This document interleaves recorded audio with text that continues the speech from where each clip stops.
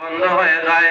অনেক হাফিজুল হুফাজ আমাদের সাথে হাত বাড়াইলেন, অনেক তাহাজ্জুদ গুজার হাত বাড়াইলেন, যারা শেষ রাত্রে ইয়া রব বলে ডাক দিলে লাব্বাইক ওয়া সাদাইক বলে সাড়া দিতে আপনি দেরি করেন না। রব্বুল আলামিন এই মজলিসে ৬ থেকে ৭,০০০ কমবেশ অসংখ্য রোজাদার ভাই বাবাদের মধ্যে যার হাতখানা আপনার দরবারে দোয়া কবুলিত হয়, আল্লাহ আপনার দরবারে মায়া লাগে, সেই হাতের দিকে তাকাইয়া আজকের সকল ইফতার দাতাদের ইফতার বলে আপনার মহান দরবারে কবুল করে নেন।